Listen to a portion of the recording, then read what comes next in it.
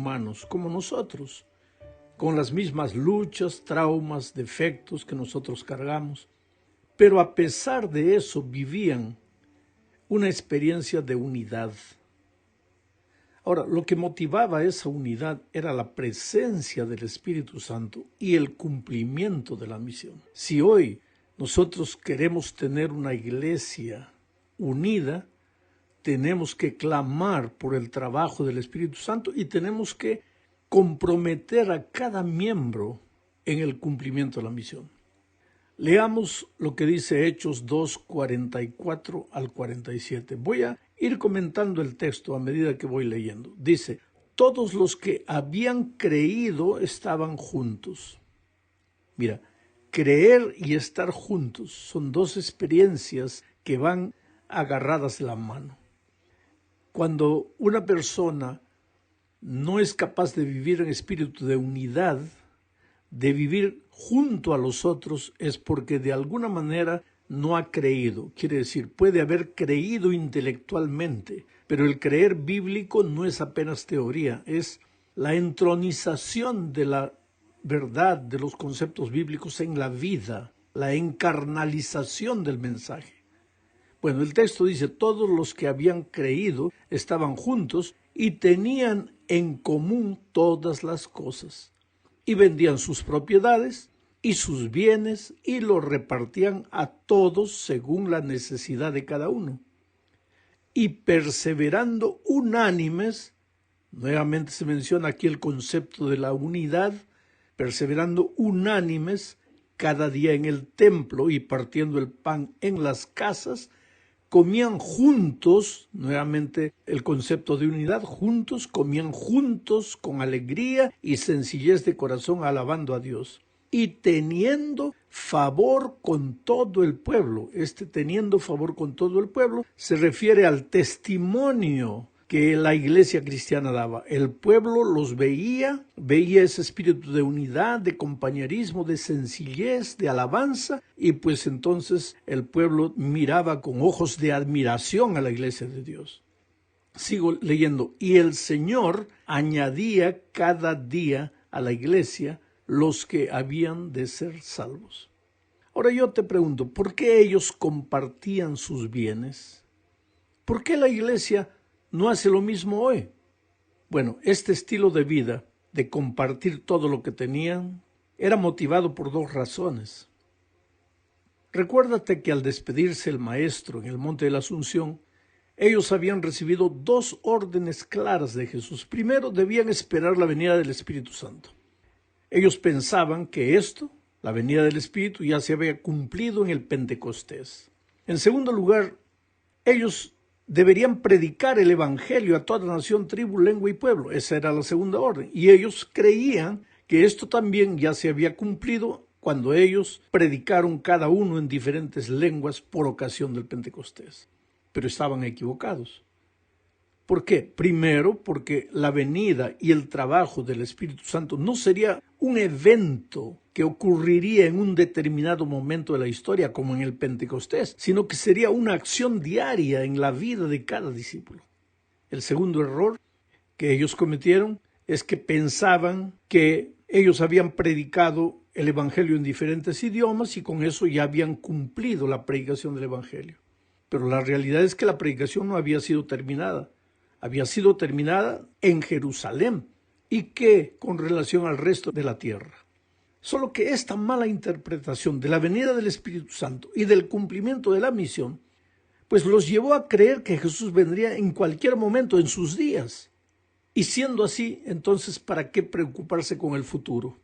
Por eso todos estaban juntos, dice el texto, y tenían en común todas las cosas y vendían sus propiedades y sus bienes y los repartían a todos según la necesidad de cada uno, porque ellos pensaban que no había motivo más para tener propiedad particular, ya que Jesús estaba volviendo en esos días.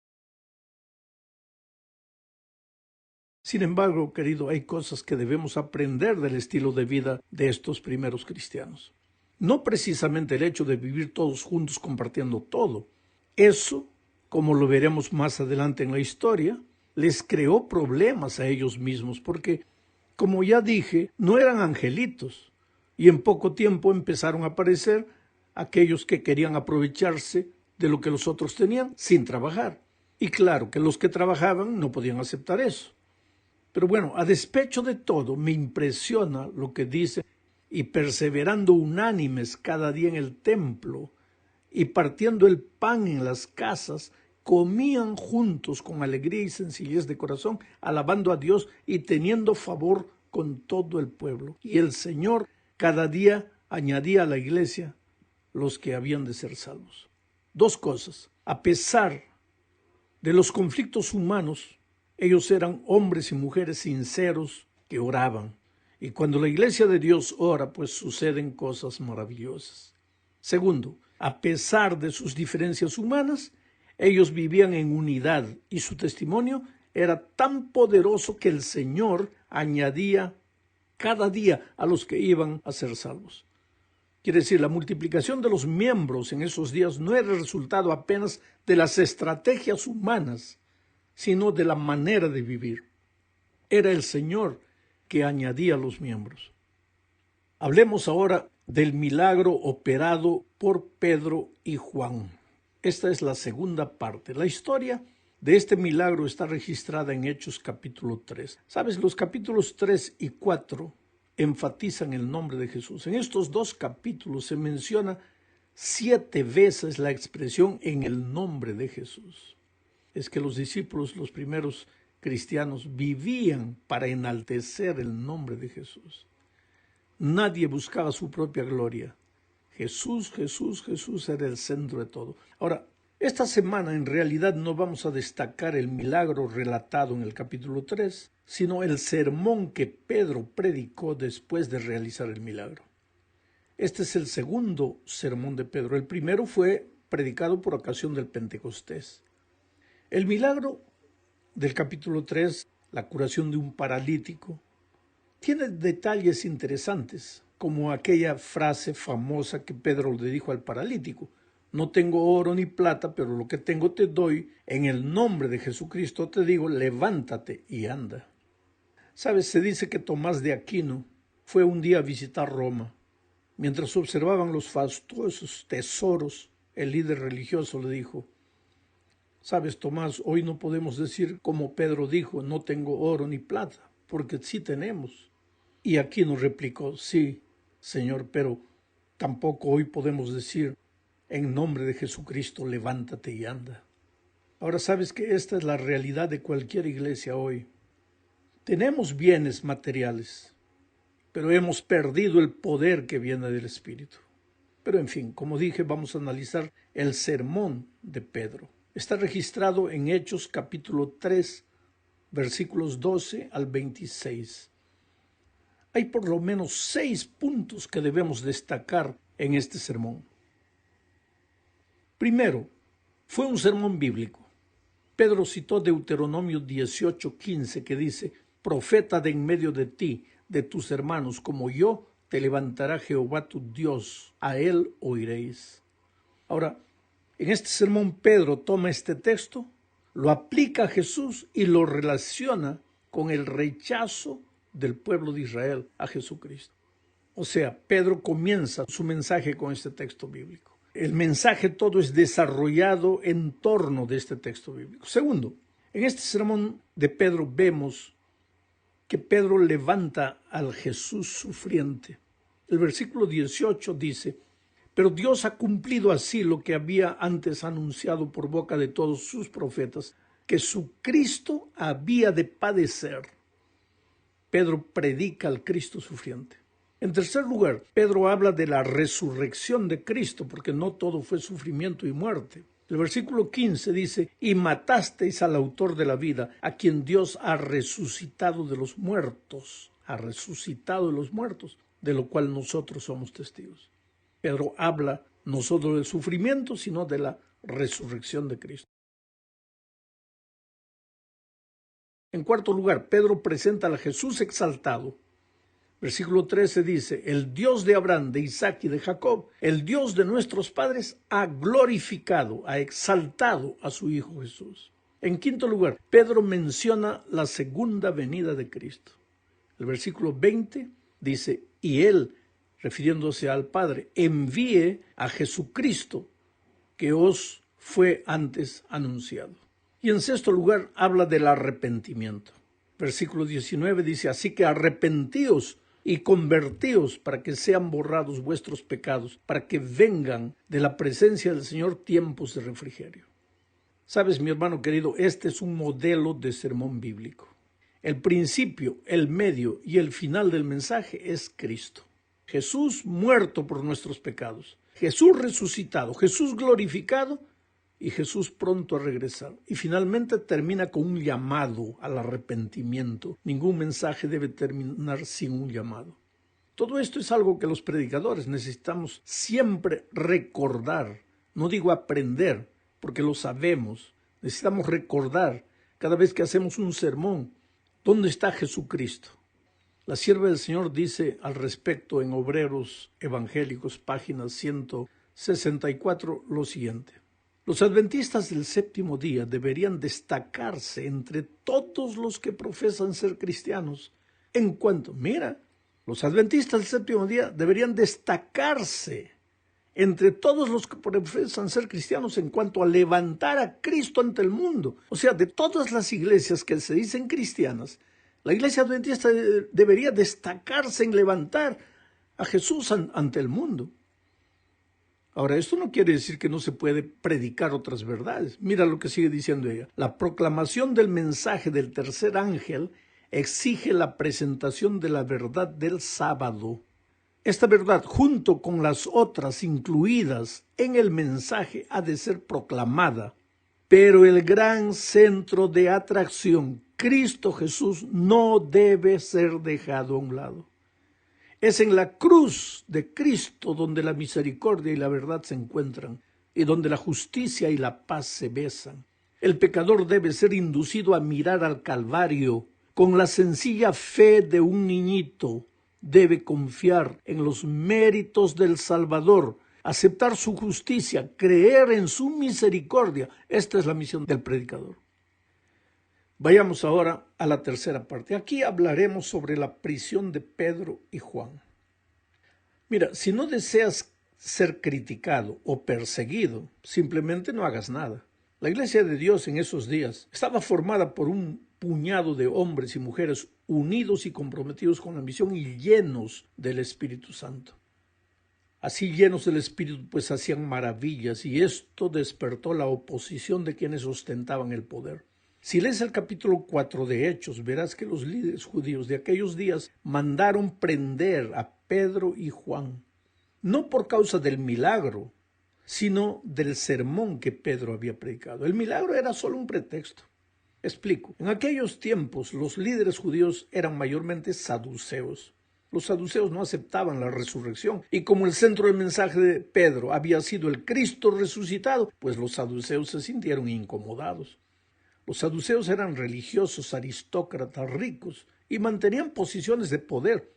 Por ejemplo, el sumo sacerdote era saduceo. Ellos ocupaban la mayoría de los 70 lugares del concilio gobernante llamado el Sanedrín.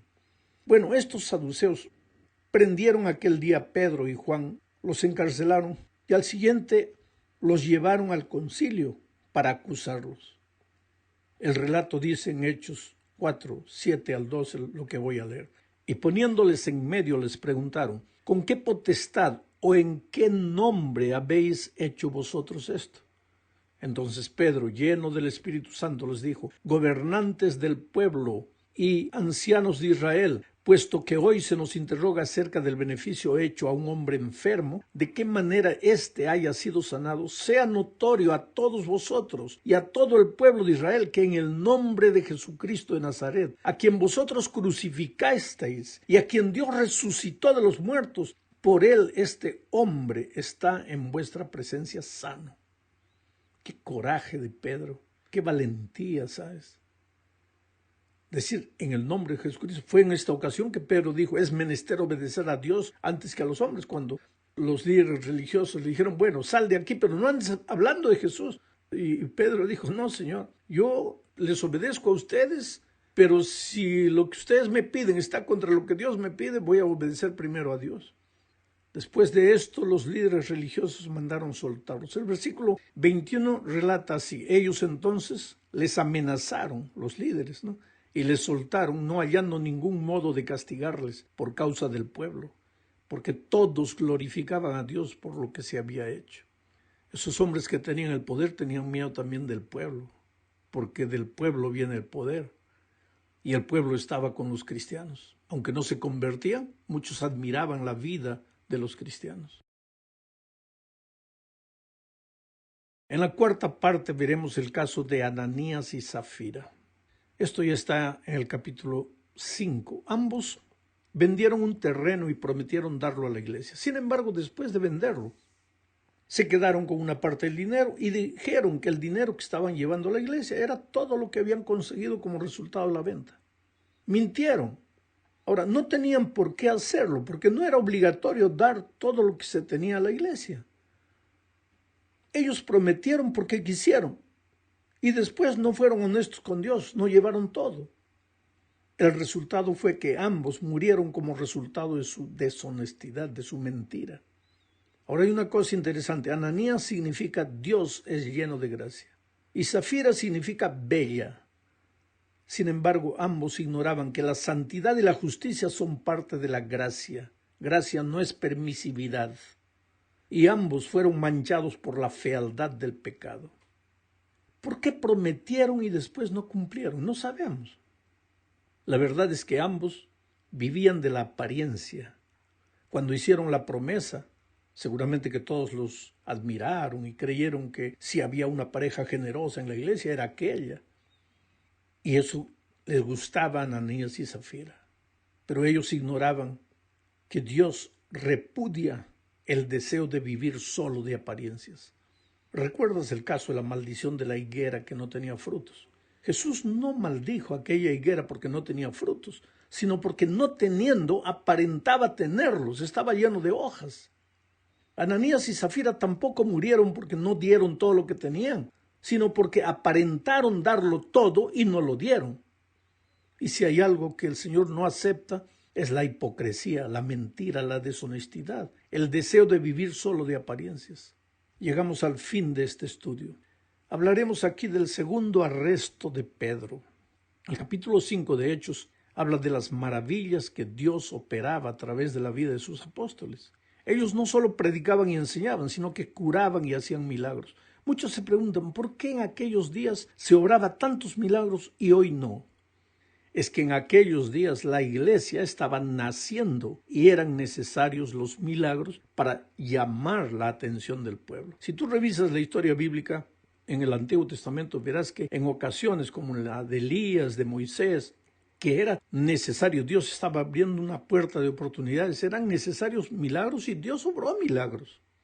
Ahora la iglesia estaba naciendo, Dios obró milagros. Y yo tengo la seguridad que lo mismo va a suceder en los últimos días.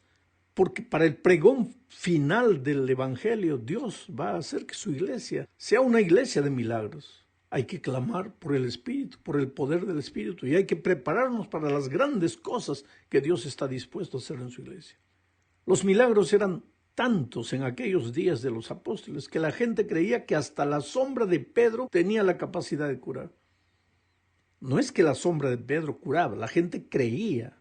Miles se convertían y esto preocupó pues a los líderes judíos y volvieron a prender a Pedro y a sus compañeros. Pero esa misma noche el ángel del Señor los libró y les dio la orden de predicar a la mañana siguiente en la puerta del templo. Al día siguiente el concilio se reunió para juzgar a los apóstoles, pero cuando mandaron traer a los presos descubrieron que ellos ya no estaban en la cárcel. Entonces alguien dijo, no, ellos están en el templo predicando, y los líderes volvieron a hacerlos traer. No sabían qué hacer con los apóstoles. Las cosas escapaban del control de la mano de los líderes. Los apóstoles argumentaban que era necesario obedecer a Dios antes que a los hombres. Ahí surge la persona extraordinaria de Gamaliel. Gamaliel fue maestro de Pablo, un tremendo consejero.